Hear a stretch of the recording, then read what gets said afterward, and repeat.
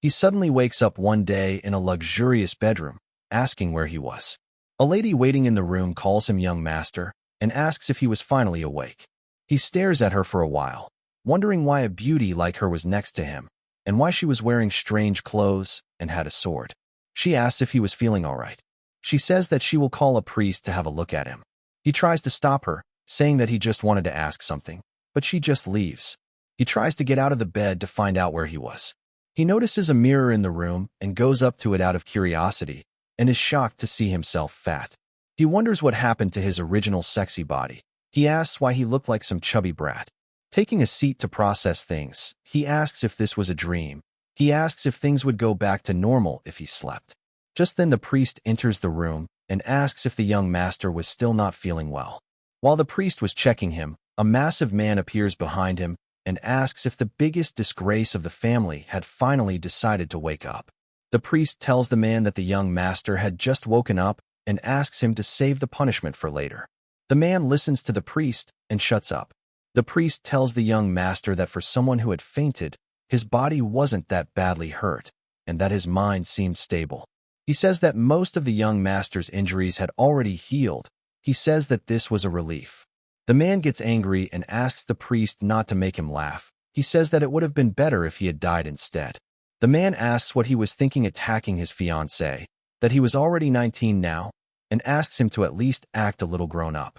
The man says that even his younger brothers had already awakened aura, and the eldest was just getting fatter by the day.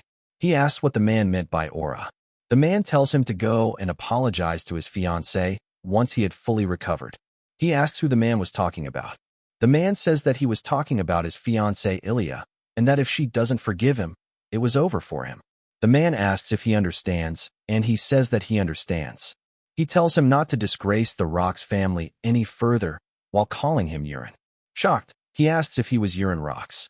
Then he says that it meant the man in front of him was Marquis Wellington Rocks. The old man asks if Urine had just called him Wellington. He smacks Urine and asks how he dared to call his father's name to his face. Urine falls to the ground from one slap. The priest tries to calm the Marquis down. Urine was thinking about a whole different issue and falls unconscious once again. When he wakes up once again, he bursts up after seeing the same ceiling as before. He wonders why he wasn't waking up from this dream. The white-haired girl approaches him again and asks if he was all right. He asks if her name was Erin. She says yes and asks if anything was wrong. He grabs his head wondering what he was supposed to do. He asks if the reason he was lying there was because he went after Ilia and got beaten up till he passed out. She was about to say something, but then she asks why he was suddenly being so formal with her. Urine tells her to forget about that and asks if he got knocked out by Ilia. Erin says that he's right. She says that he had attacked Lady Ilia and she had beaten him senseless until he fainted. He starts messing his hair once again, thinking he was screwed because it was clear to him now. Somehow he had ended up inside the web novel he wrote. Not as a hero, but as a cannon fodder villain who picks a fight with the hero and dies a miserable death. He says that this wasn't fair. Erin asks what he was saying. He screams that his story wasn't even turned into a webtoon yet. Erin asks what a webtoon was. With tears in his eyes, he thinks that the person he possessed was a total scumbag with no talent, no skills, and someone who never trains.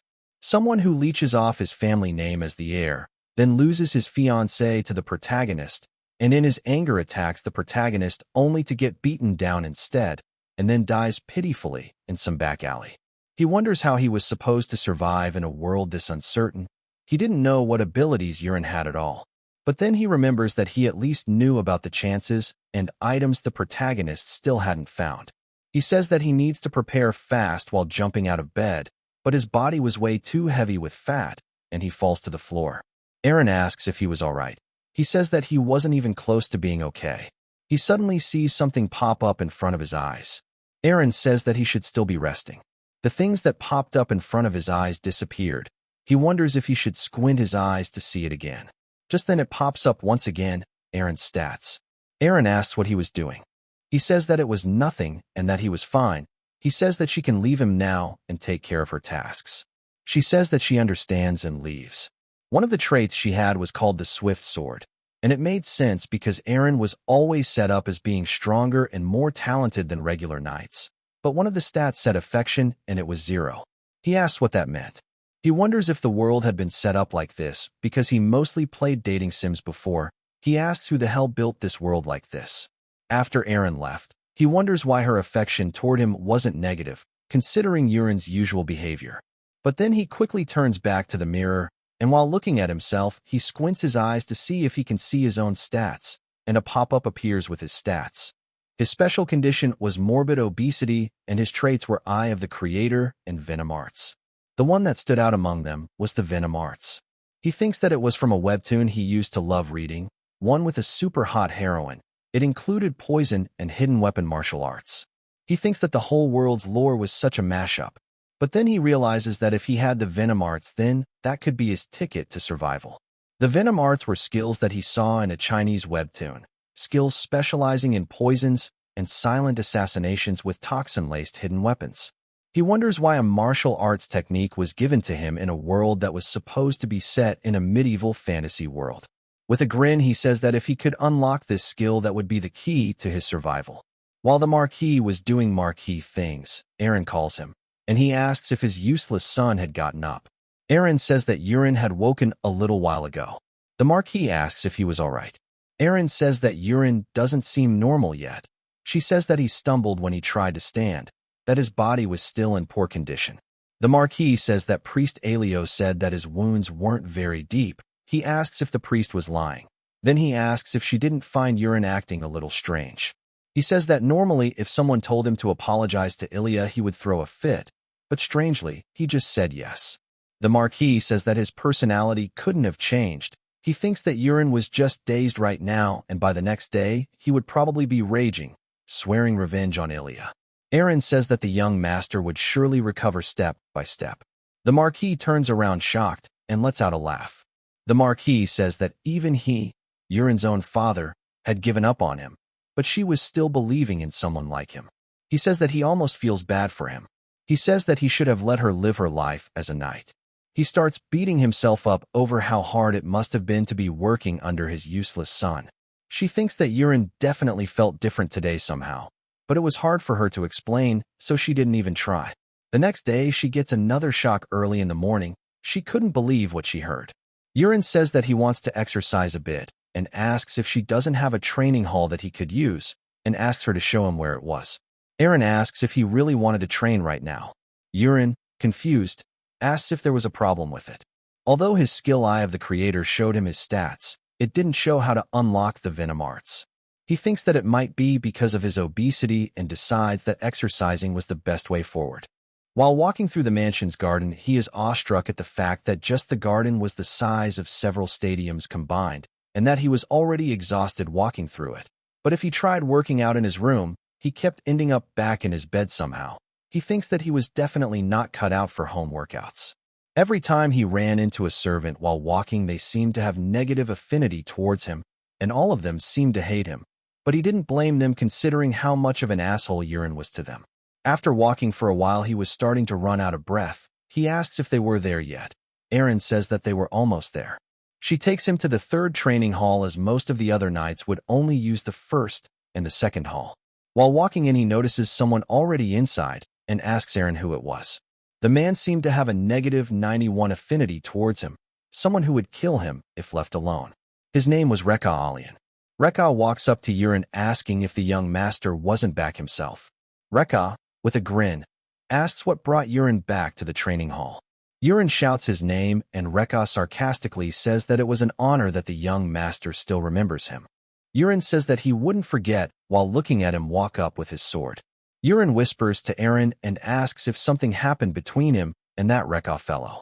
Aaron asks if he really didn't remember.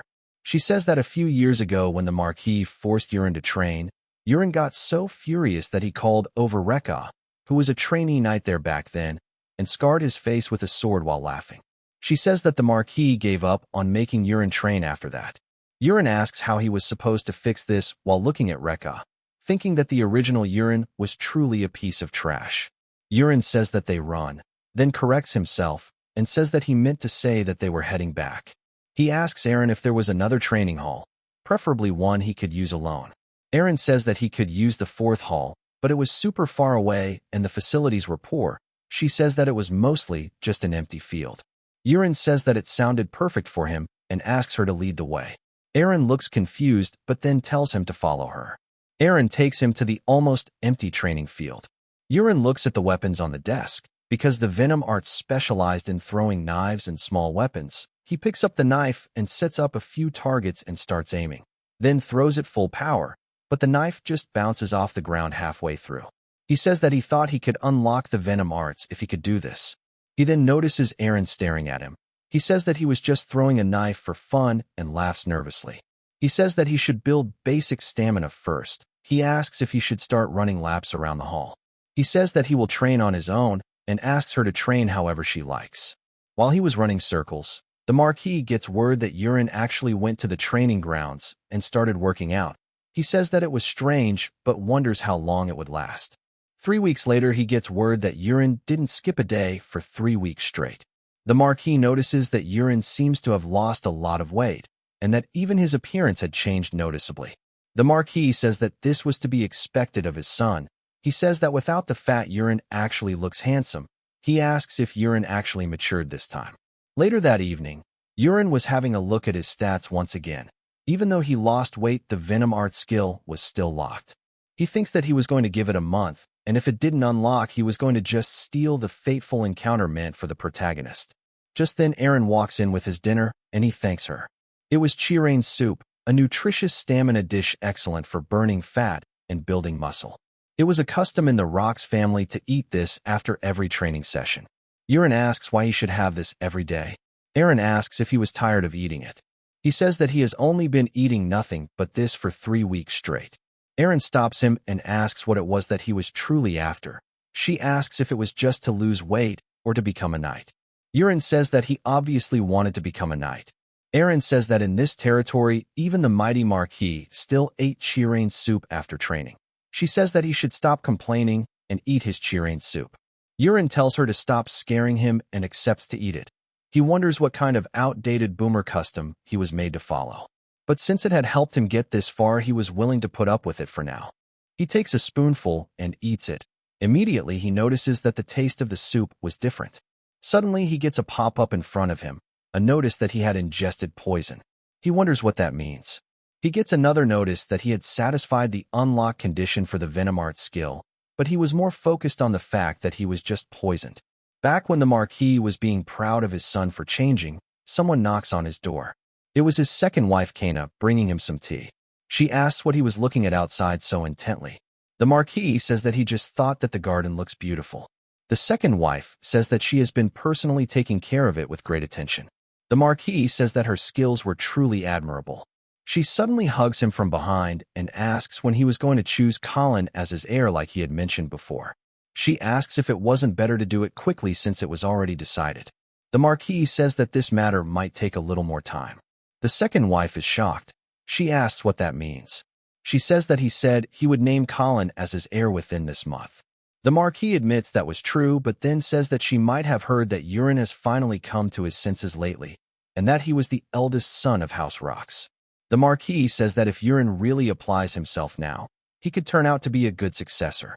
The second wife says that she had heard about his change. She says that she was worried, but thankful he seems to have sobered up at last. She says that this must be a relief to the Marquis as well. The Marquis agrees and says that to think he just needed to get smacked by his fiancée to finally wake up. The second wife asks what he would do about the successor now.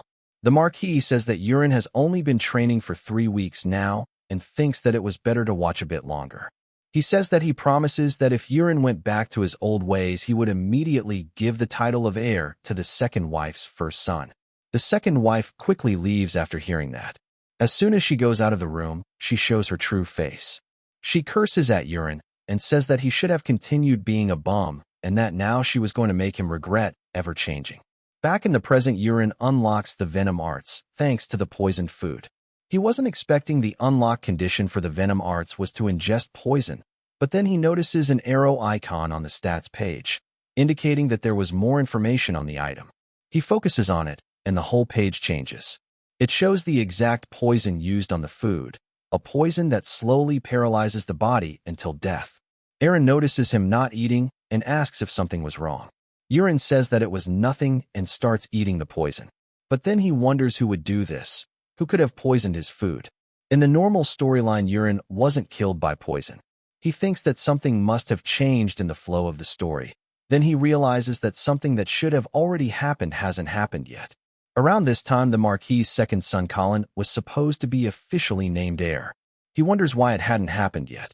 He wonders if it was because he started training. He thinks that whoever put poison in his food must be from that side. After eating the poisoned food completely, he gets poisoned with weak paralysis. He tells Aaron that he finished it all, and that it was so good it brought tears to his eyes. He says that he wants some time alone now, and asks if she could step out for a bit. She asks him to rest up, and that she would see him the next day. As soon as she leaves, he quickly goes to the mirror and squints his eyes to check his stats. His stats read that he was overweight, mildly poisoned, and had light muscle pain. He then focuses on the venom arts, and a button appears beside it. Once he focuses on that, he gets more information about the venom arts. He currently possessed the hidden weapons and martial arts. Then he focuses on the poison, which reveals all the different types of poison that he could master. There were up to 30 levels of poison, and he scrolls all the way down. To unlock the final poison, he had to unlock all the previous poisons first. And to get the most basic one, he needed to unlock an inner technique. It made sense to him because he had read about it in the webtoon before. Then he decided to look up the martial arts. He is given 4 choices for the inner technique selection with a warning that he could only choose one. But the choice was obvious for him as a fan of the webtoon.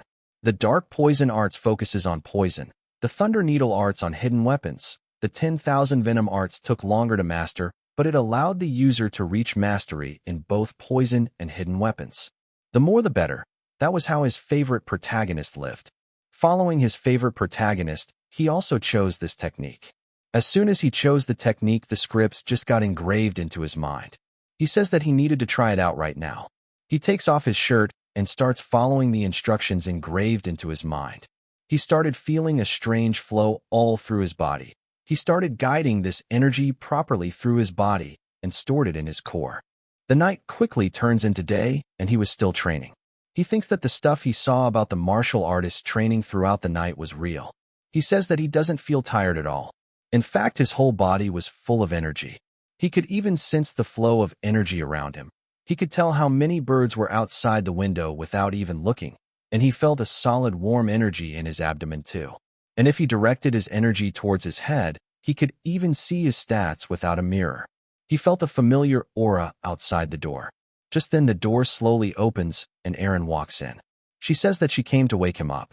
She says that since his bedding looked untouched, he must not have slept. Aaron laughs nervously and says that it ended up that way somehow. She says that this wasn't good and that he should rest today and skip training. Aaron refuses and says that he can still train. He says that he feels great and that he was in top condition to train. Aaron says that she would prepare breakfast for him in that case. After going out of his room, she asks when he started gaining muscles. Later at the training grounds, he walks up to the weapons table and picks up a throwing knife once again and stands in position, but this time something was weird. In front of his eyes there was a crosshair like in a game. He aims at the target precisely with the crosshair and throws the knife again while Aaron wonders what he was doing. The knife hits the target dead in the middle. He says that it was a perfect hit. Aaron was surprised to see this.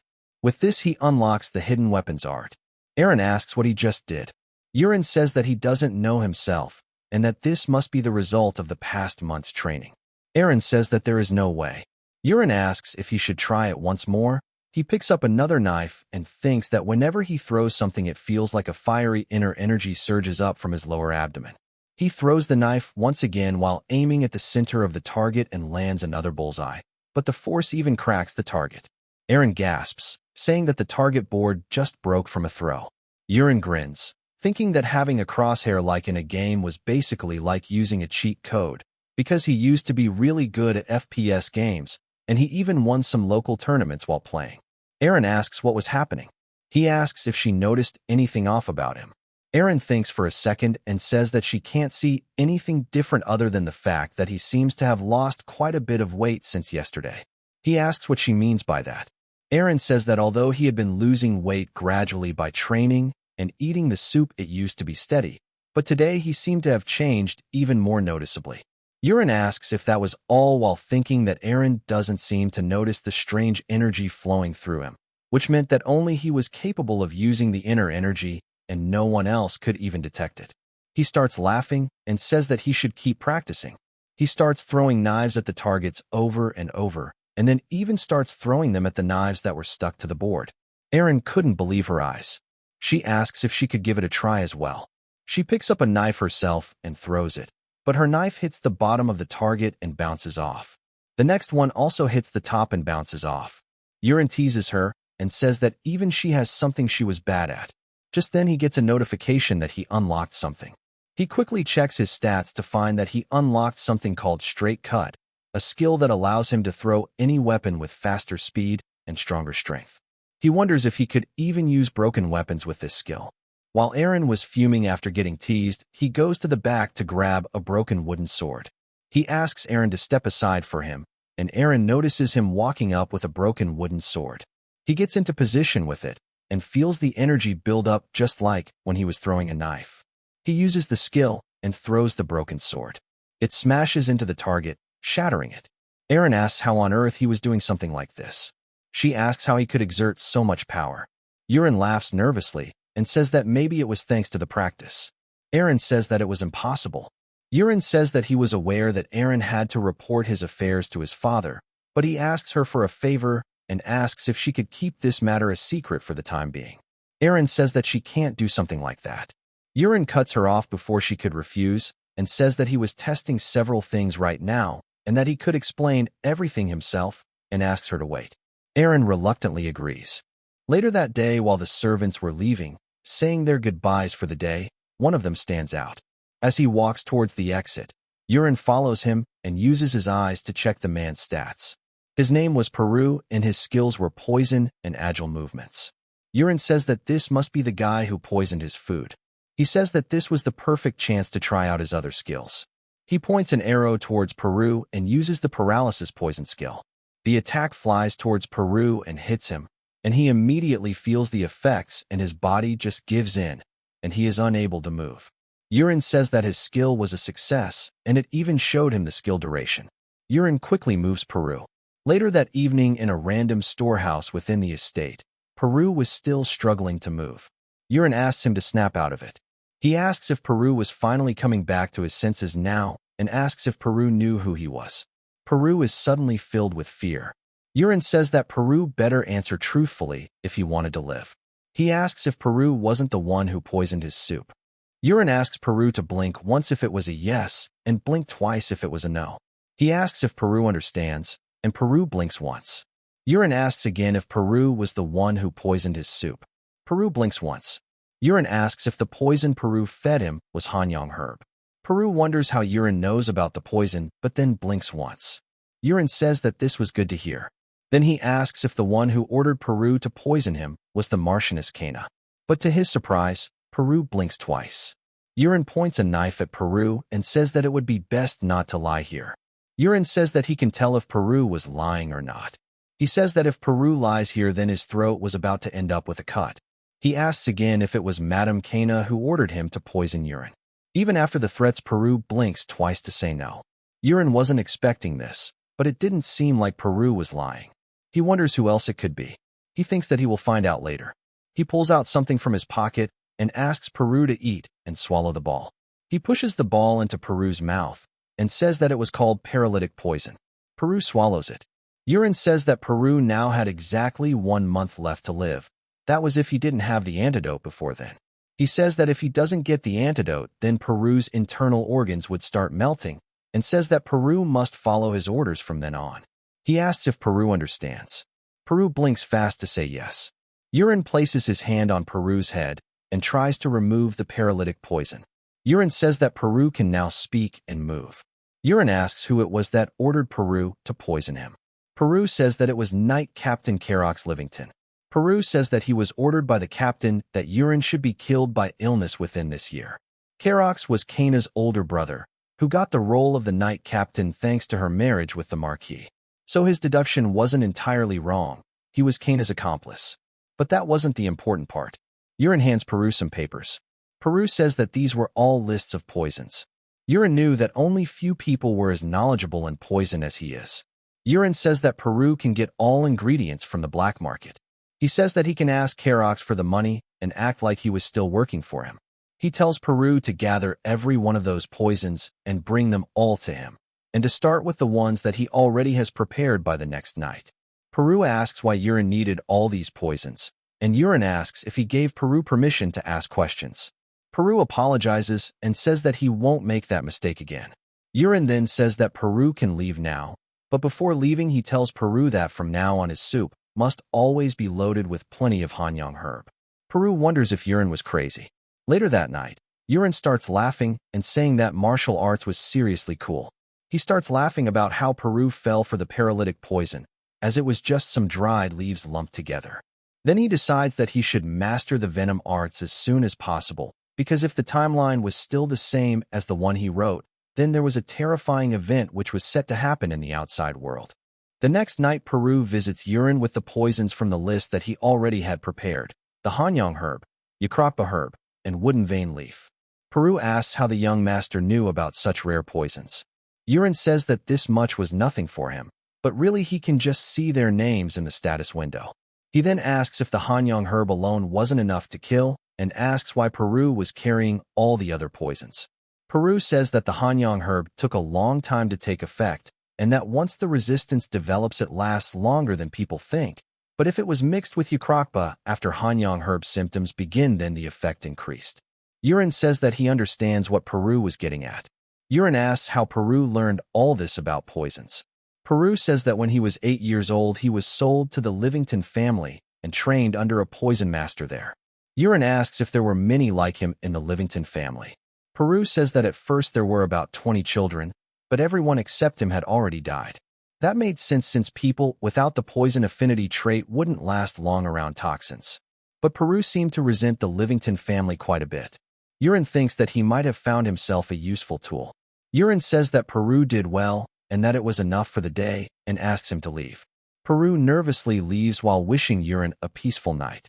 As soon as Peru leaves, Yurin takes the poison herbs and starts munching on them, saying that he would eat all of them no matter how disgusting they felt. After eating all that poison, he gets a bunch of warnings and alerts asking him to quickly perform meditation. He starts meditating while sweating profusely. The night turns into day once again, and Erin knocks on his door before coming inside. She was about to ask if he had a good rest, but she is left speechless before she could. Yurin was looking way more muscular than the last day. Erin asks what in the world was happening with his body. He had advanced his venom arts to stage 2 and had unlocked a bunch of new techniques. He slowly opens his eyes with a smile after hearing Erin going crazy. His overall stats had leveled up to 2, and he managed to unlock a bunch of new skills. He smirks after seeing her reaction. He asks how this was possible, but then she realizes something. She asks what the rotten smell she was smelling was.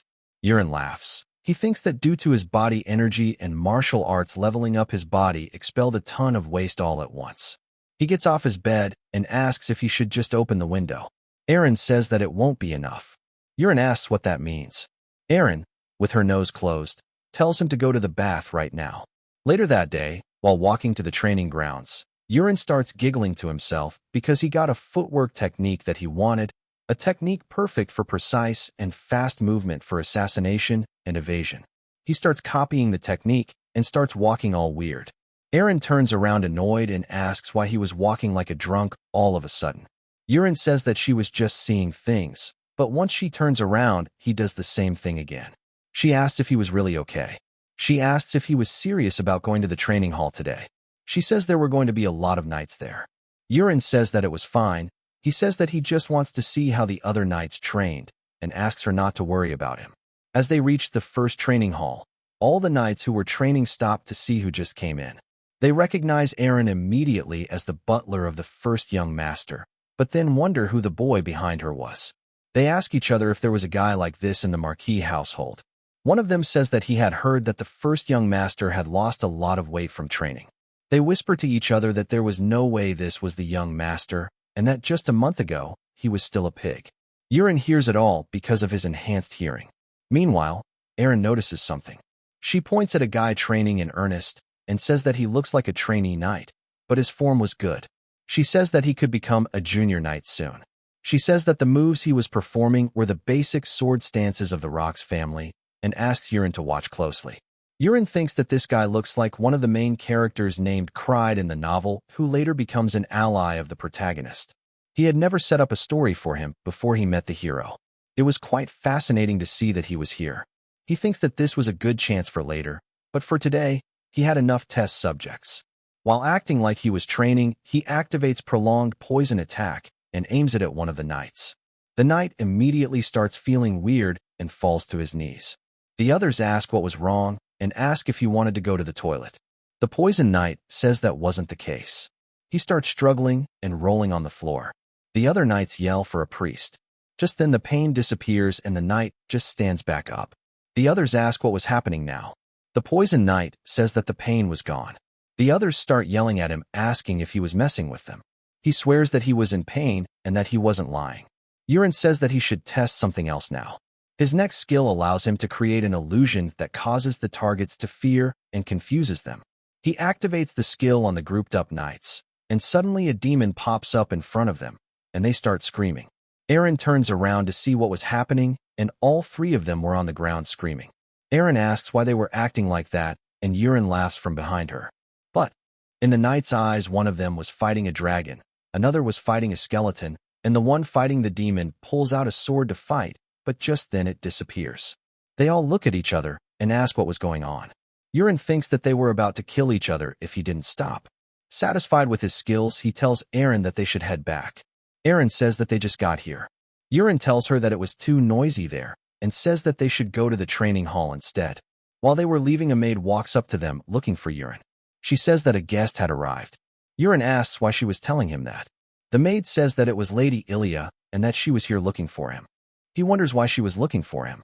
He remembers that this was around the time when she started demanding to break off her engagement with Yurin, but Yurin kept refusing for him. He says that it can't be helped. Inside, Ilia says to herself that she would definitely break off their engagement this time. She hears him open the door and turns back. Yurin greets her, and she is taken by surprise at how different he looked and asks who he was. Yurin says that he was Yurin. She says that there was no way. Yurin asks if it hadn't been a while since they last saw each other. Ilia says that she heard the rumor about him losing weight, but she thought that it was obviously a false rumor. She asks how he could change so much in just 2 months. Yurin says that it was because he worked hard. Ilia says that it can't be true. Yurin walks past her and says that after getting beaten up by her, he did a lot of thinking and that he decided to change. Ilia asks if Yurin was trying to pick a fight or exert revenge on her. Yurin says that wasn't it. Yurin falls to his knees and says that he was just grateful to her. He says that he was able to come to his senses thanks to her. He apologizes for what happened. He says that he would totally accept it if she decided to break off the engagement because of that incident. Ilia, confused, asks who on earth he was. Yurin says that he was Yurin Rocks. He apologizes to her again and waits for her to break the engagement and set him free. He thinks that this wasn't even his fault, that it was the original owner's fault. But the reason he was asking forgiveness to this extent was for one reason. She wasn't just a simple heroine. She had a trait called Sword Queen, something that allows her to grow stronger and stronger without limit. Later on, she even saves the protagonist once and even cuts down a main villain. That's why he had to restore their relations a little to make her an ally. Ilia tells him to get up. She asks if he was actually serious. Yurin says that he promises. Ilia says that a promise won't cut it. She asks him to swear it. He feels a suffocating aura. She says that if he breaks that oath, she would beat him to death herself. Yurin wonders if these weren't the words that Ilia was supposed to say to the protagonist, not Yurin. But first he was running out of air to breathe. He starts using his martial arts to withstand her aura. Ilia was surprised to see him withstand her aura.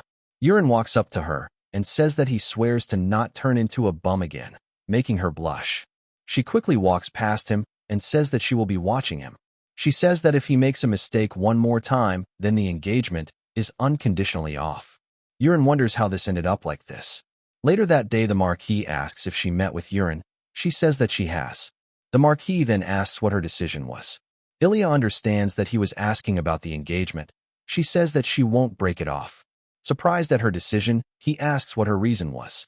Ilia explains that her father always said that people can't be fixed, But there was a rumor that urine had changed that got her curious.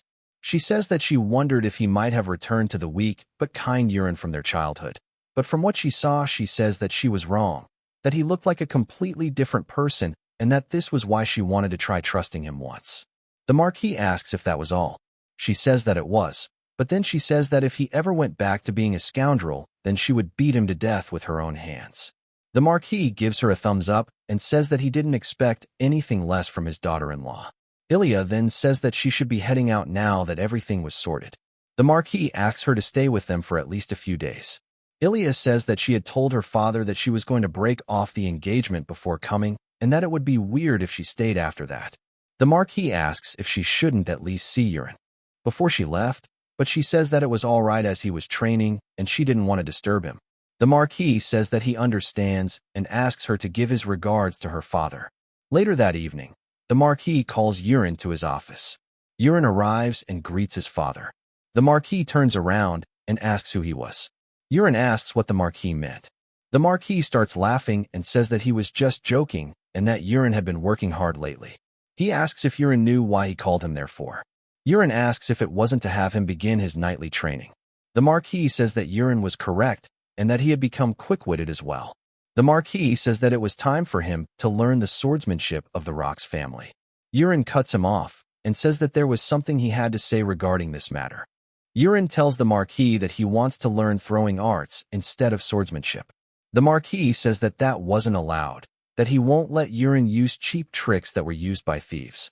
The Marquis says that crude skills like throwing daggers couldn't even get through a knight's armor, let alone pierce the scales of a low-class monster like a Borak. Urine says that they can make a bet then. He says that they can bet on whether or not he could catch a Borak with a dagger. He asks his father to make the bet if he was that confident. The Marquis says that this was useless stubbornness. He explains that the warrior's blade needs an aura to destroy a Borak's scales. He says that this was why even if he practiced those throwing arts for 100 years, he would never be able to pierce the Borak's scales. Urine says that then it would be an unconditional win for the Marquis in that case. Urine says that he should make the bet. The Marquis calls him reckless, but he accepts the bet to break that stubbornness of Urine's. He then asks what they were going to wager it on. Urine says that if he catches a Borak with a dagger, then he should be allowed to handle his own training from then on. And if he fails, he accepts to follow the Marquis' guidance. Back in his room, he says that he was thankful that Aaron hadn't reported on his training all this time. He wonders how many tries it would take to pierce the Borak's scales. He says that he should eat some of the poisonous herbs tonight and raise the venom arts to level 3 just in case. Just then he notices the door opening behind him. Aaron says that she came to deliver a message from the Marquis. He says the time for the next day was 12 o'clock and the place was the first training hall. Urine asks if Aaron knows the details of the bet. Aaron says that not just her but the entire Marquis' estate knew. She says that the entire household was roaring with laughter. Urine asks what she means. She says that they were talking about how Urine was going to wet his pants in fear after seeing the Borak or how he would run away. She says that everyone was having a fun time chatting about it. She says that for now he was still the public enemy. Urine asks if all those people were going to come and watch him tomorrow too. Aaron says that since the Marquis hasn't forbidden it, the training hall was about to be packed. Urine asks how things ended up like this, but then she asks what Aaron felt. Aaron says that tomorrow would probably be Urine's day. The next day, when he goes to the training hall, it was indeed completely packed. The Marquis asks if he was ready. Urine says that he was, but asks if there weren't too many people. The Marquis says that he only meant to tell his magician, but it seemed like the news somehow spread everywhere. He tells Urine to not embarrass himself. The magician goes up front and starts chanting a short-range summoning magic. Urine was quite excited to see magic with his own eyes for the first time. With an explosion, the monster gets summoned, and what was more amazing for him was that he was seeing a monster that he as the author created with words in person, the Borak, an ocean monster with a height of 150 centimeters. The crowd starts talking about how hideous the monster looked. Urine was amazed at how it looked. It was something that he came up with on the spot when he was eating rockfish sashimi at a restaurant and couldn't think of any other monster ideas. He thinks that if it weren't for the arms and legs, it might even be considered a little cute. The monster suddenly starts charging at him, and he quickly dodges away. The knights close their eyes thinking it was over for Urine and the knights were about to jump in, but the Marquis stops them. Urine thinks that he was taken by surprise when it ran at him, but it was rather slow.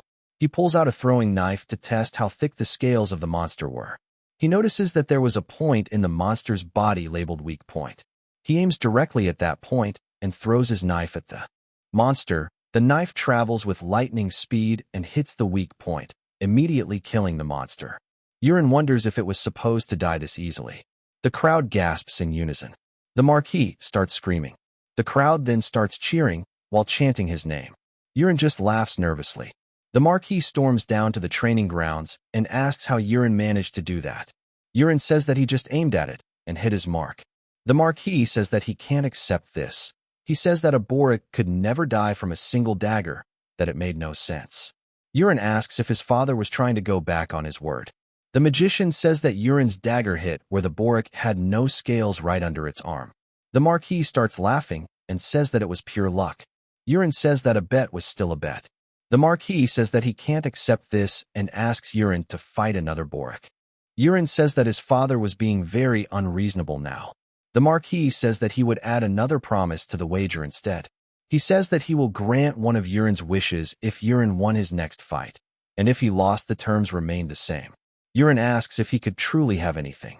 The Marquis cuts him off and says that instead of the Borik, Urine had to fight a knight. The Marquis asks if he agrees to the new conditions. Urine says that he doesn't mind. Rather, to him, it was an opportunity. He looks at the knight's commander, Karox, standing in the audience. He thinks that this was a chance to break that asshole's pride. But to keep getting a free poison supply, he thinks that it might be better to just leave him alone for now. The Marquis sees him looking at the knights and says that formal knights would still be too much to handle for Urine and says that he should fight with a training knight. Hearing that, Urine asks if he could designate the knight himself. The Marquis asks who Urine wants to fight. Urine says that he wants to fight Kraid. Kraid runs up to the training grounds after getting called for and kneels in front of the Marquis. The Marquis says that he heard Kraid was training and calls him very reliable. The Marquis says that he had something for Kraid to do. Kraid says that he could do anything within his power. The Marquis points at Urine and asks Kraid to fix Urine's bad habit. Urine waves at Kraid and Kraid asks what that means. The Marquis asks if Kraid couldn't do it. Kraid says that he will do as the Marquis commanded. Urine says that Kraid had nothing to worry about. He says that he was only going to throw 3 daggers, and if he managed to block all 3, then he would voluntarily accept his defeat. The Marquis asks if Kraid sees Urine's arrogance and asks him to thoroughly discipline him this time. Kraid gets into position. The knights start saying that Kraid wasn't getting any food if he loses today, and that he would be made to run 100 laps around the training grounds. One random lady from the crowd cheers for Urine. Urine quickly starts looking for her while thinking that her cheer gave him a lot of confidence. Kraid sees him being distracted and says that he was ready. Urine pulls out a knife and thinks he should try to go easy at first, and compared to the Borik, Kraid had way more weak points.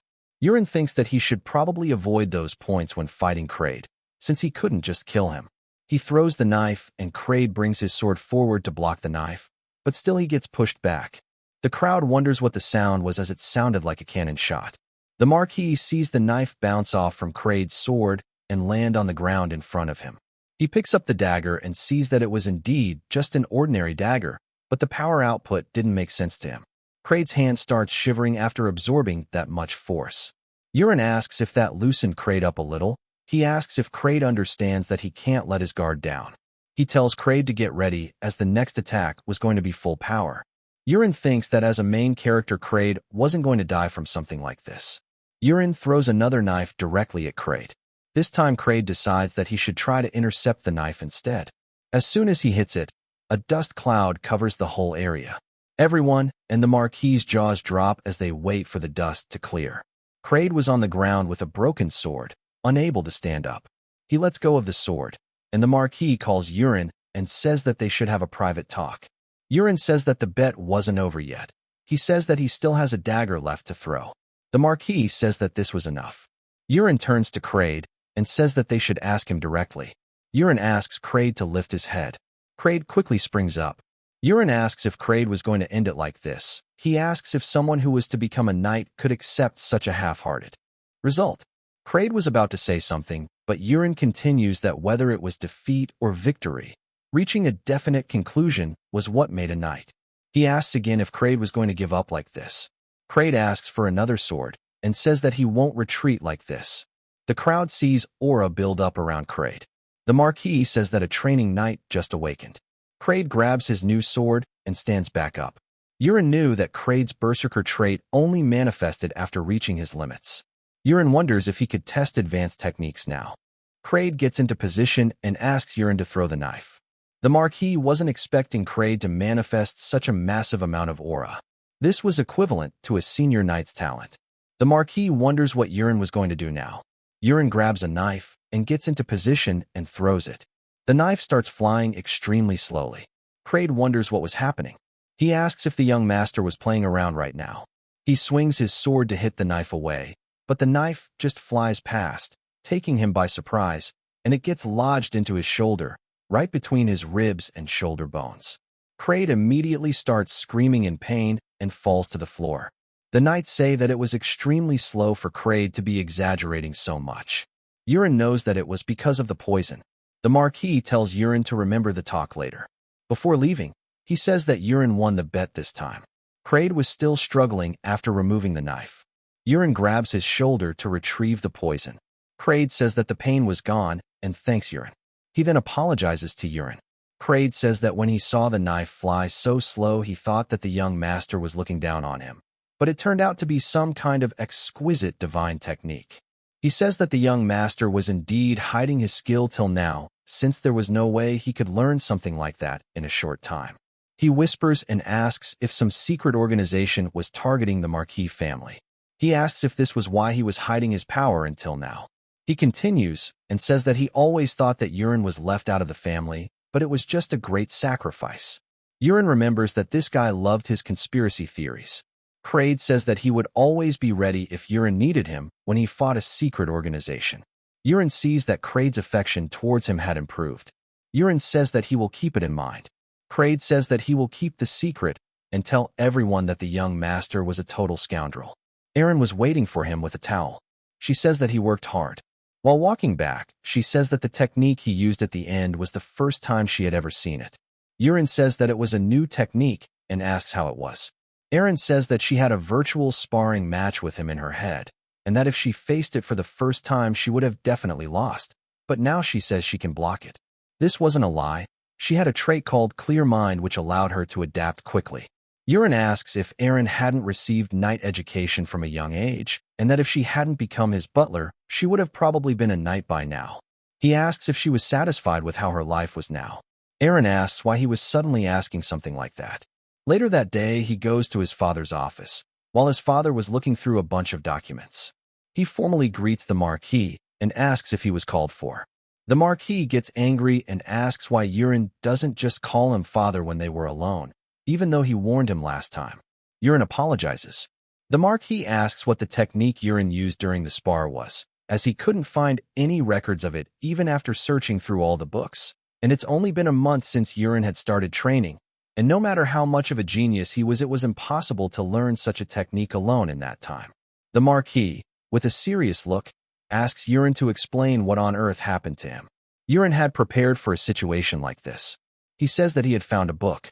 The Marquis asks what kind of book he was talking about.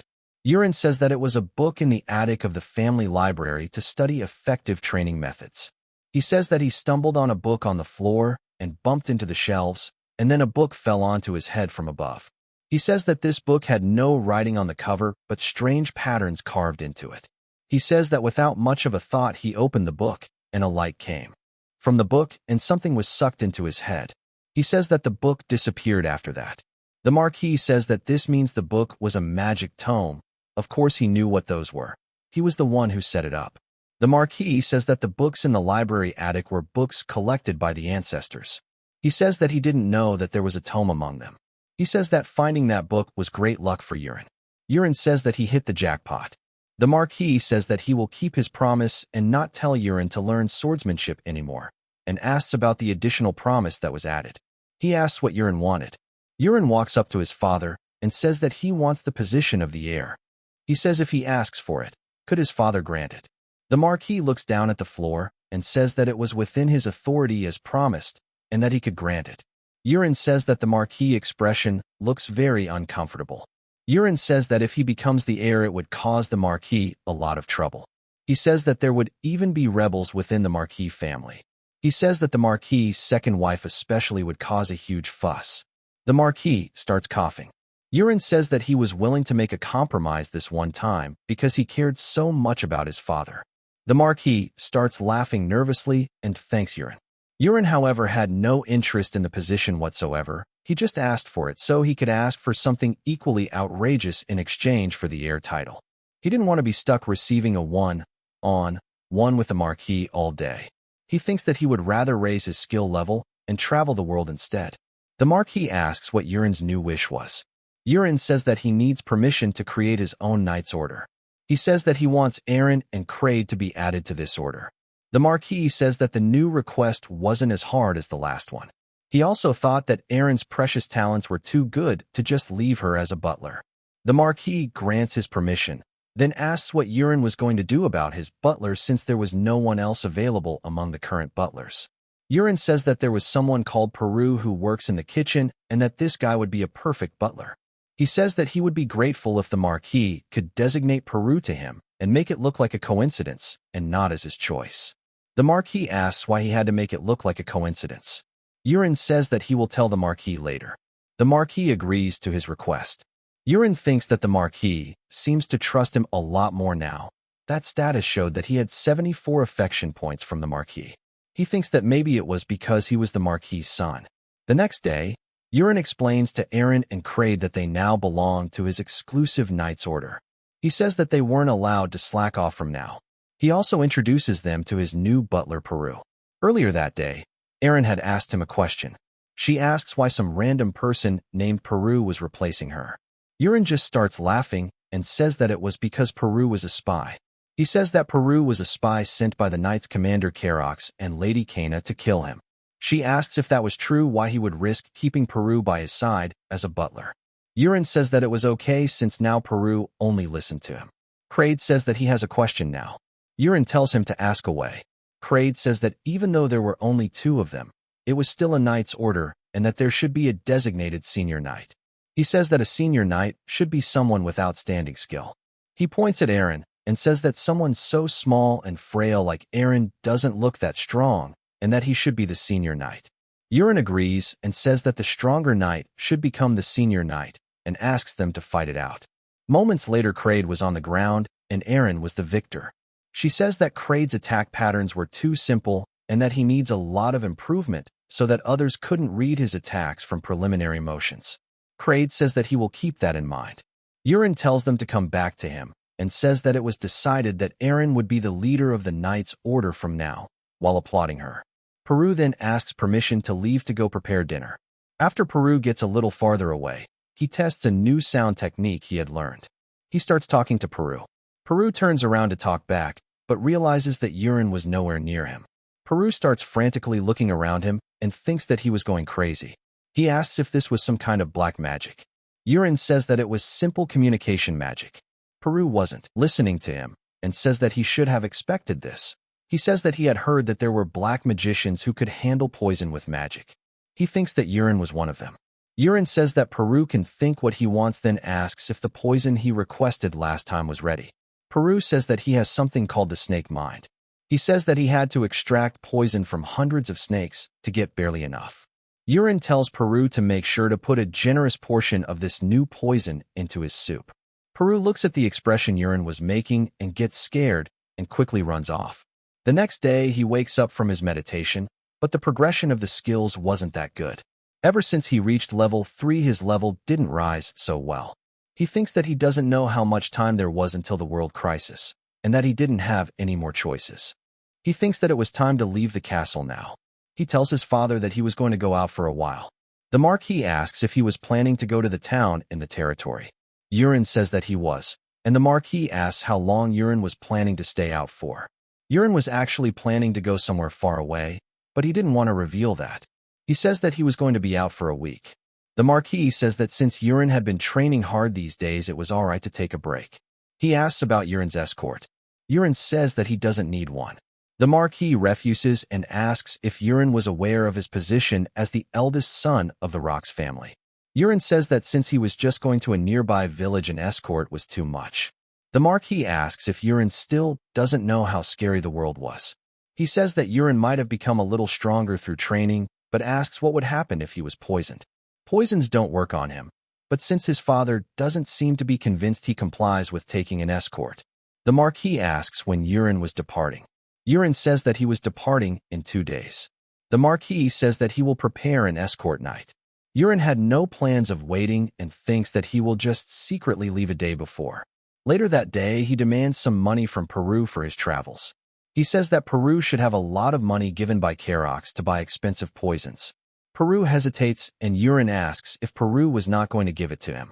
Peru laughs nervously and says that it would be his honor to lend some money to Yurin. Yurin then points at Peru's pouch and says that he wants that too. He says that he saw the pouch when Peru took out poison herbs last time, that he had a spatial pocket. Peru reluctantly agrees to give up the pouch as well. Yurin says that now he doesn't have to take a massive bag with him everywhere. He then gives Peru another fake dried leaf medicine and says that it was another month's worth of antidote. He tells Peru to keep working for him as he has till now. He says that he will give a perfect antidote if this continues. The next day at dawn, Yurin leaves a letter in his room and prepares to sneak out before the household got too crowded. As he had expected, there were no people around at dawn. Just as he says that, someone wishes him a good morning. It was the gardener. Yurin wishes him back, but notices that there was something substantial he was feeling from the old man. He quickly uses his creator's eyes to check, but it doesn't show anything, and he considers it a false alarm. He quickly goes out of the castle and walks through the town looking for a tall tower which he knows is the magic tower. He goes inside, and the receptionist asks what business he had there. Yurin says that he wants to use the warp portal. The receptionist asks if he had used it before. Yurin says that he hasn't. The receptionist says that they accumulate mileage on uses of the warp portal. Yurin had forgotten that he set up this system just like in airplanes. The receptionist then asks Yurin for his destination, and Yurin says that he wants to go to A.S. Castle. The receptionist says that it was quite far and that the usage fee was 50 gold. He asks Yurin to pay and sign the usage tickets. Yurin was glad. He took a bunch of money from Peru. He decides to use a fake name called Polion that used to be his in-game name. The receptionist guides him to the portal. He tells Yurin to stand in the middle of the room and go out of the room when he hears a knock. Yurin goes into the room and steps on the portal. With a lightning strike, he hears a knock from outside. Someone peeks in and says that Yurin has arrived. Yurin asks if it was already over and that he didn't feel anything. The man says that the comfortable warp experience was the magic tower's pride. The man then guides Yurin to the exit while asking him to have a pleasant trip. As he started walking outside, he realized that the buildings here looked different because this castle was in the western region, and there were a lot of people too. He asks a random man for directions towards the blacksmith's alley. He walks through a bunch of alleys. Even after a while of looking, he couldn't find something called a unicorn smithy. It was already getting late, but there was only one more alley left for him to check. As soon as he enters the alley, he notices a smithy. He calls out to the blacksmith. The blacksmith asks if Yurin was a customer. Yurin says that he was asking around to find a smithy called the Unicorn Smithy. The blacksmith is surprised to hear that name. He says that there was no smithy with that name around there. Yurin wonders if he got his information messed up. Then the blacksmith reveals that he was planning to name his shop the Unicorn Smithy.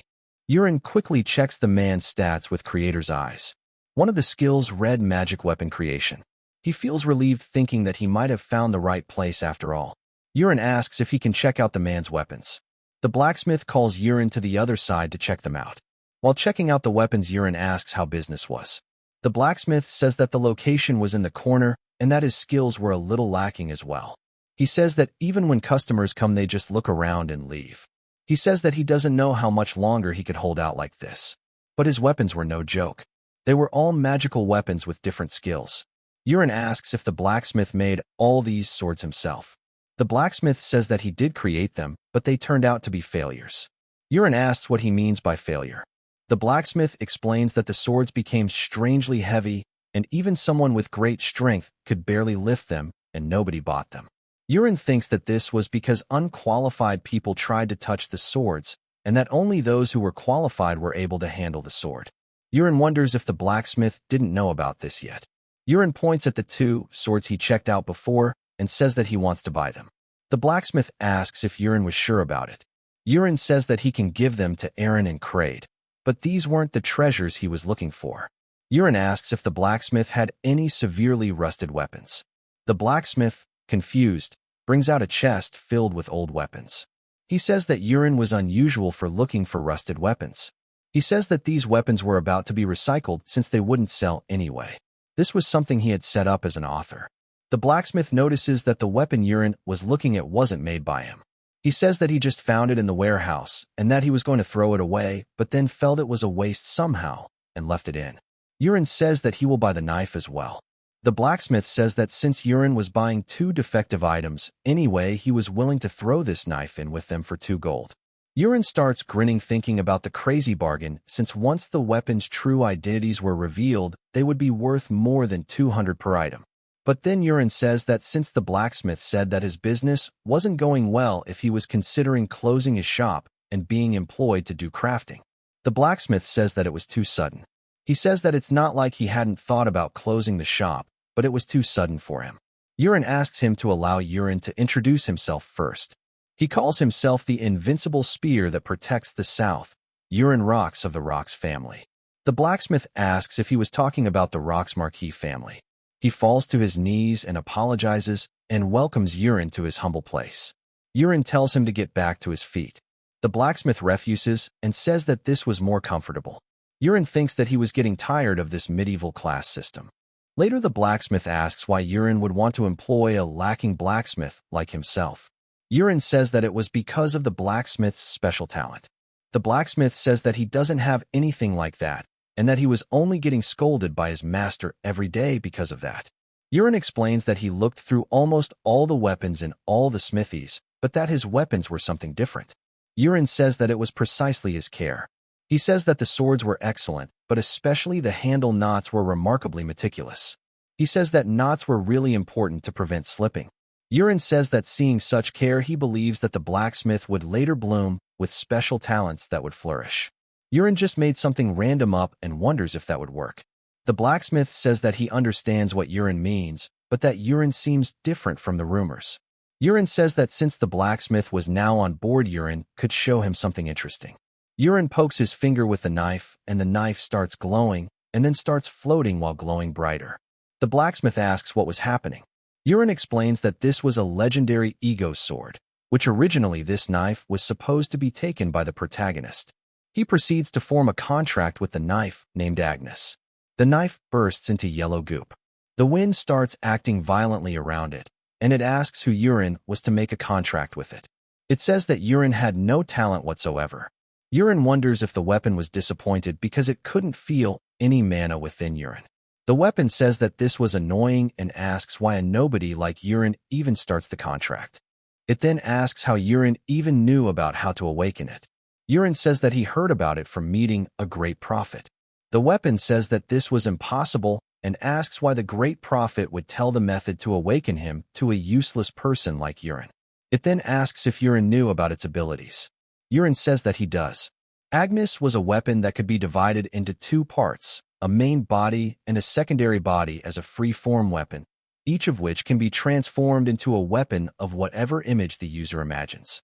The actual original protagonist used it as a sword and shield, and even if the secondary body was lost, it would always return to the main body. Agnes says that Yurin should know that it can't be used without mana. It asks Yurin to give up. Yurin calls Agnes noisy while putting a finger up. It gets pulled into his hand and starts transforming into a ring around his finger.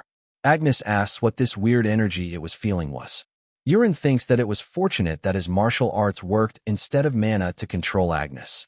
He then looks at Jirinox the blacksmith and asks how long he needed to organize his shop before they left. Jirinox says that 2 days should be enough.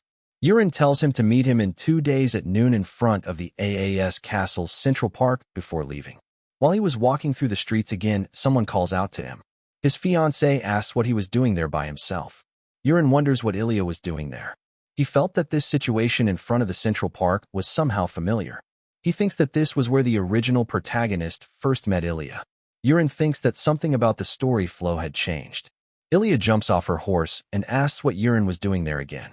Yurin says that he came there to find a blacksmith. She asks if the Rock's family doesn't have a dozen good blacksmiths within the household. Urine says that he wanted to use his own person. Ilia says that Urine should have told her in advance so she could have helped him.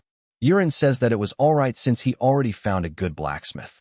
Garanox shows up there, and Urine says that this was the blacksmith he was talking about. Garanox asks if the young master waited long for him. Urine says he just got there too. He introduces the blacksmith to Ilia. Just then a knight arrives, calling Ilia captain, and says that they were departing soon, and asks who she was talking to. Ilia tells him that she was talking to her fiancé, Urine Rocks. The knight couldn't believe his eyes. The knight gathers his composure and says that it was nice to see the young master of the Rocks family in a place like this. He says that he was the 5th squad leader of the Marquis family's Steelhammer Knights Order, Musk Malayon. Urine thinks that he knew this guy well without the fancy titles he added, an extra character with a crappy personality. He remembers that this guy caused trouble bullying locals, making the protagonist step forward, causing a fight to break out, and then Ilia had to come in and stop them, causing the start of their connection. Afterwards, the protagonist accompanies Ilia in battle and saves her from a crisis. Since the protagonist wasn't there, he had to go with her to make sure she doesn't die. He asks where Ilia was going. Ilia explains that there has been an increase in orc raids near the AS castle and that their knight's order received reconnaissance and subjugation orders. Urine says that he has a favor to ask of Ilia. He asks her to let him tag along with her. Ilia asks why he wants to follow them.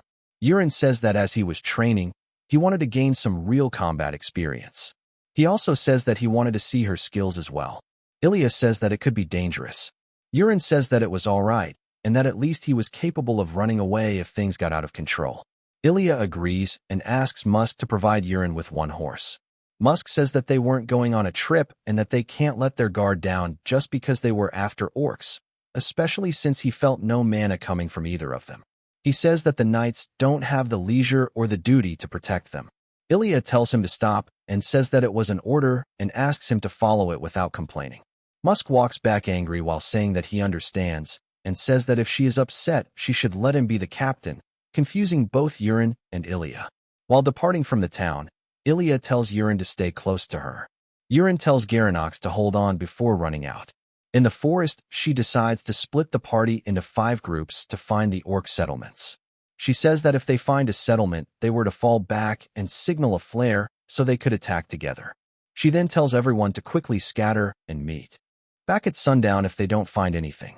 Later that day, a knight tells Ilia that the tracks were too messy, making it difficult to search for the settlement, and that it was getting dark. She says that it can't be helped and says that they should head back for now. They hear a loud boom in the sky, and it was a signal flare.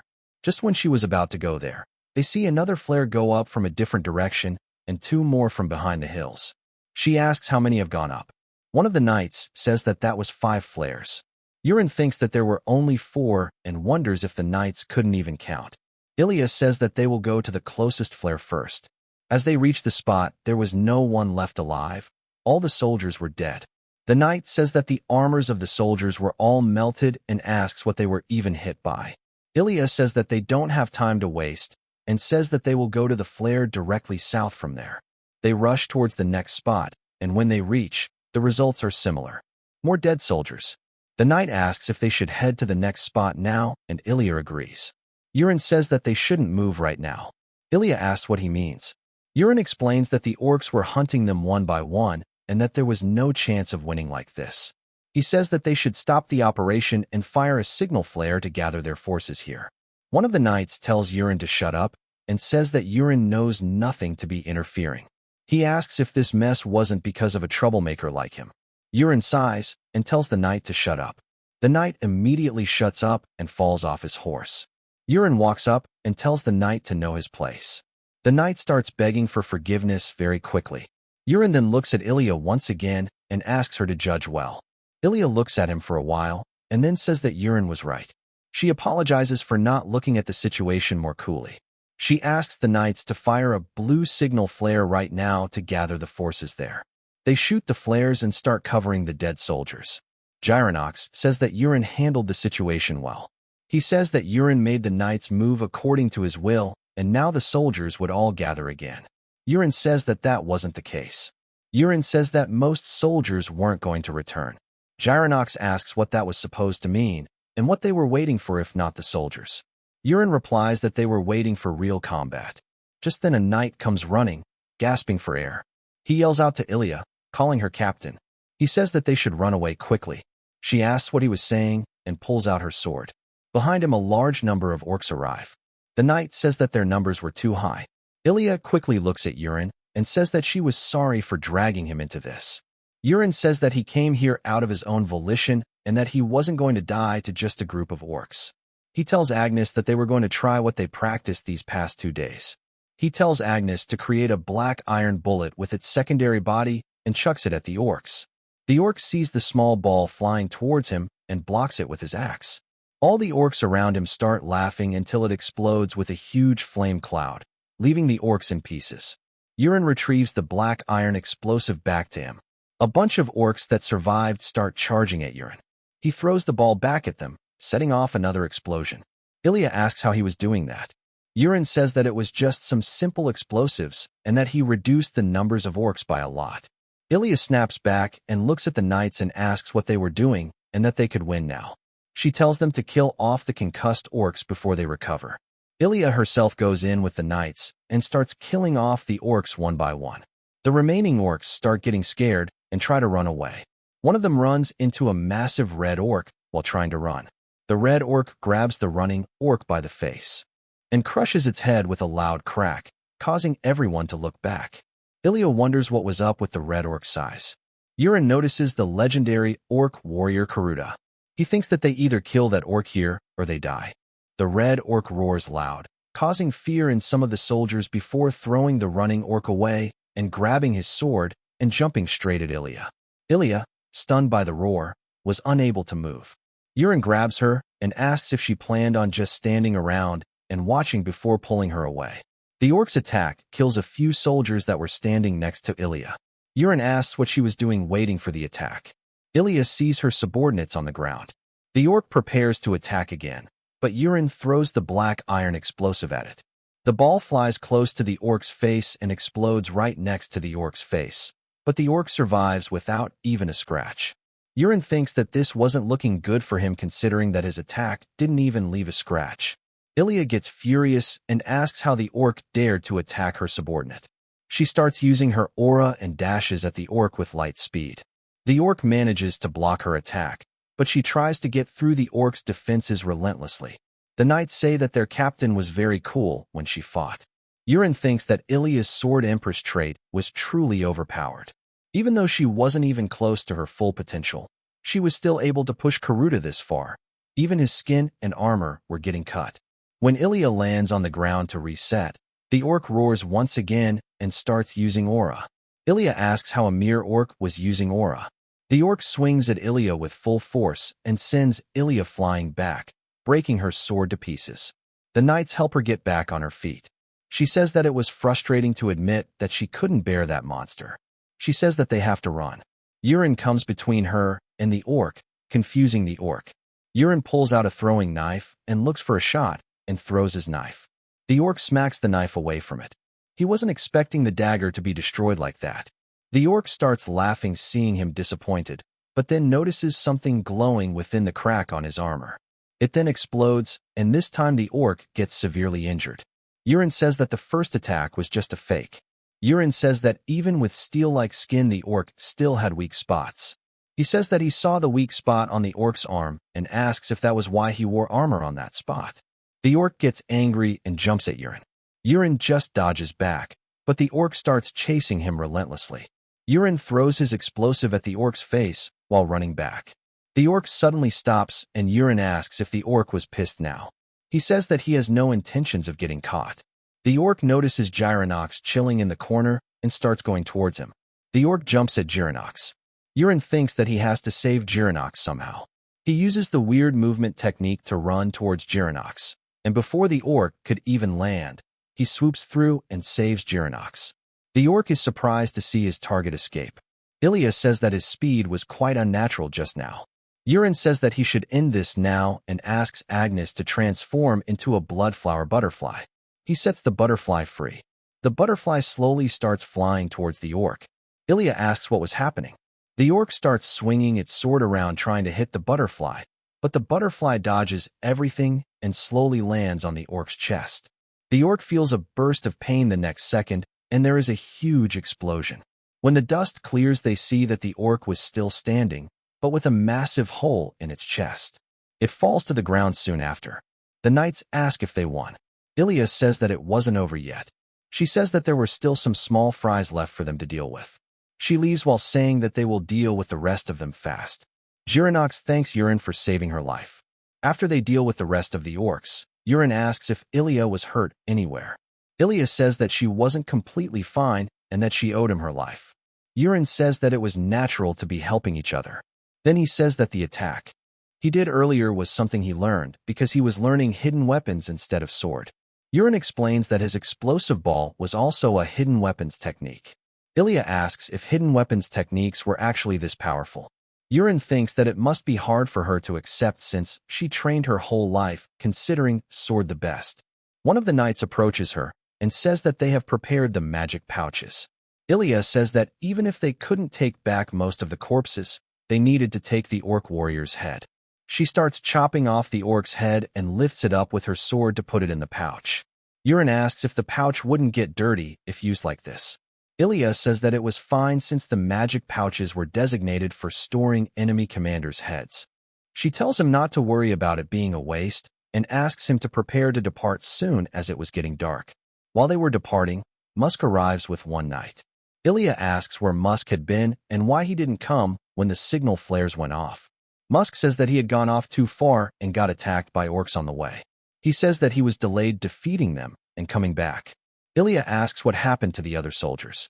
She asks why only 2 of them made it back. Musk says that the other soldiers were all wiped out and that the orcs were stronger than expected.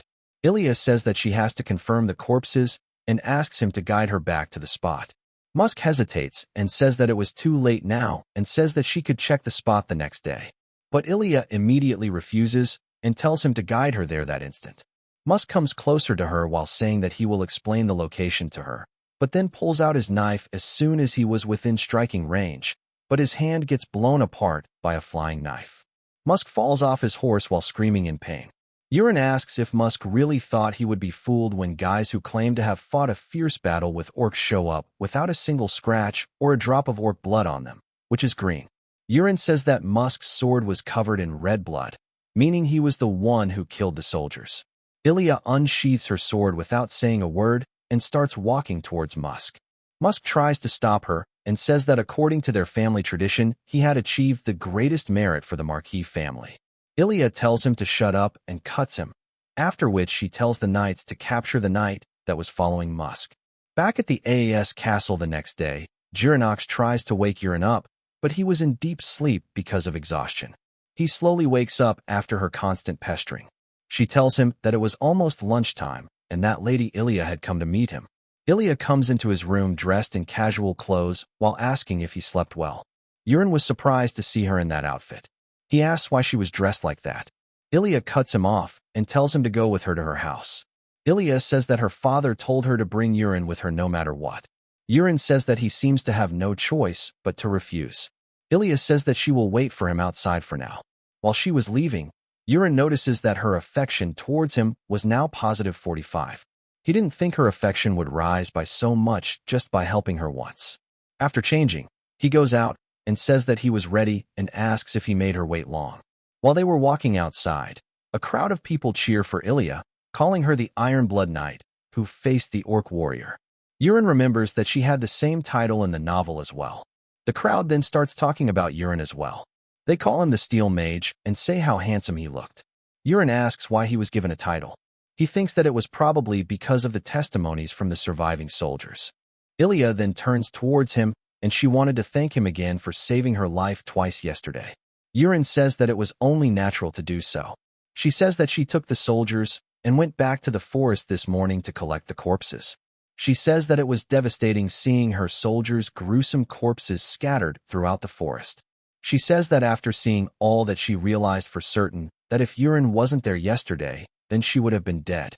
Urine just nods, and Ilia says that she will train harder and become stronger so she could stand above all else. She says that she will never be defeated like that again. She then guides him to a group of mages sent by the Marquis. She says that her family castle wasn't far away from the AS castle, but still her father had sent mages to bring them back comfortably. They stand in the middle of the mages, and the mages start chanting. Within seconds they get sent to the Marquis estate. Ilia says that this was their territory and asks if it hadn't been a while since Urin last visited. Urin says that the sudden change of scenery left him a little motion sick. Girinox asks if Urin's house was also this magnificent. After going in, Urin gets dressed in noble attire. Urin had only eaten Tyrian soup every day since coming to this world, but today finally he was going to eat proper noble-like food. As soon as he enters the dining room, the Marquis quickly tells him to come closer. Urin walks up to the Marquis and greets him formally. The Marquis says that there was no need to be so formal and asks Urin to take a seat. The Marquis says that he would like to start by thanking Urin. He says that as a father, he thanks Urin for saving Ilia's life. Urin says that it was something he naturally had to do. The chef arrives with the meal and Urin gets excited, thinking he finally can eat some real food. But the chef reveals the Marquis family-style Tyrian soup instead. The chef says that they made this so Urin could have a taste of home, and that this special soup was a little more savory than the one from the Rox family. The Marquis asks Urin to eat as much as he wants. Urin thanks the Marquis. As he started eating, the Marquis suddenly asks when he was planning on getting married. Urin asks what the Marquis means. The Marquis says that he was talking about Urin's marriage with Ilia. Ilia gets embarrassed and tells her father to stop. Urin wonders if this was a test because the Marquis' affection towards him was still in the negative. Urin says that he wants to get married right away. Ilia asks what he was saying. Urin then explains that even though he wants to, he wasn't even the family heir yet, and that he was also getting cold stares from his past life as a scoundrel. He says that he wants to change himself to become a man worthy of Ilia. Ilia was left stunned, and the Marquis asks how Urin plans on becoming the heir when he had heard that Urin's brothers were known to be geniuses. He asks if Urin can beat his brother and become the heir. Urin says that he can. The Marquis starts laughing and says that Urin truly seems to have changed and says that he will provide his support to Urin. The Marquis then reveals that there was a contact from Urin's father, Wylington, before Urin arrived. The Marquis says that the news of Urin being in their territory had reached the Rox.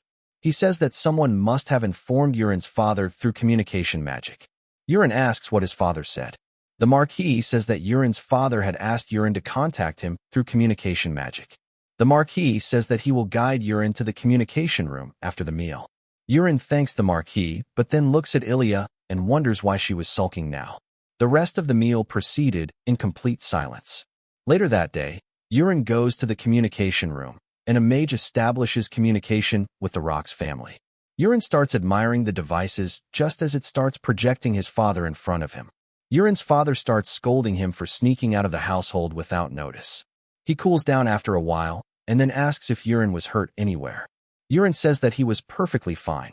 He then asks if it was true that Urin saved Ilia and killed the orc warrior. Urin says that he was lucky, so it turned out that way. Urin's father says that he will hear the details when Urin goes back. He then asks when Urin was coming back. Urin says that he was going back in 2 days. His father says that it was good and asks Urin to bring his brothers back with him when he goes back. Later that evening, Ilia's father asks why Urin was leaving so soon. He says that it would have been nice if Urin had stayed for a few more days. Urin says that he has a task entrusted by his father to complete. The Marquis says that it was a shame and that he would provide Urin with a magic warp so he could travel comfortably. Urin says that he was grateful but refuses the offer. He says that he was in a stage where he needs to strengthen himself through training and that he better not rely on something like a warp. The Marquis says that Urin really has become a different person. He says that he was looking forward to seeing how much stronger Urin would become. Urin thanks the Marquis and looks at Ilia, and she was smiling this time and giving him a nod. Urin wonders if this was why she was sulking the last time. But there was another reason why he didn't use the Marquis family's warp. Girinox asks if they weren't going the wrong way if they were headed to the capital. Urin says that they had to stop by somewhere first. Urin points at a mountain and asks if that was where the dragon's lair was. Girinox says that it was, and that he had went there before opening the forge. Girinox asks if Urin was going there to make a wish as well. Urin says that he wasn't. and that he was going there to claim the treasure. They go to the cave that was called the Dragon's Lair, said to be home to dragons in ancient times. They see a bunch of people gathered around the cave, even though it was early in the morning. Girinox asks if there was really any treasure there if so many people went there every day. Urin says that the treasure in the front were all fakes, and that the world was full of secrets. Urin says that they were heading around the mountain. After a while of hiking, Urin starts staring at the wall. Girinox says that there was nothing there. Urin finds a rock shaped like a handle in the rocks. He quickly looks around to see if anyone was watching before grabbing onto the handle and twisting it. The wall starts making weird noises and a door slides open. Girinox asks what was happening. Urin says that they should go in before someone sees them. Girinox says that the cave was much brighter than he had expected.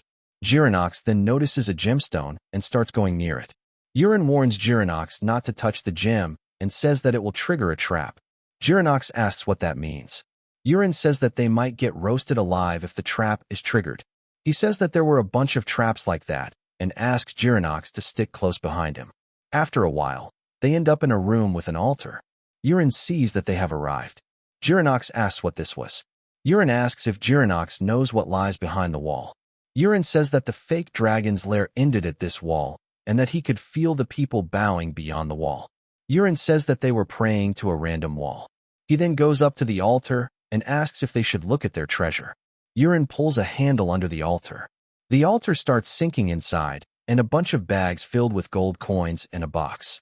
Urin pulls up the box first and says that this was more valuable than gold coins, an essential item to grow stronger. Urin asks Girinox to quickly pack the gold coins into the magic pouch. While leaving, Girinox asks where they were headed to now. Urin says that they were going to the AAS Castle Magic Tower again to use the warp from there.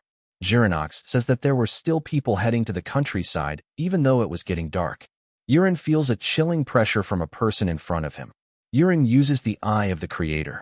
He feels fear as soon as he sees her name, as she was only meant to appear in the latter half of the novel. Girinox, oblivious to the fact, asks if Urin was alright. Urin thinks that he had to go unnoticed by her no matter what, as she wasn't someone who he could handle at this point. He thinks that he has to get out fast.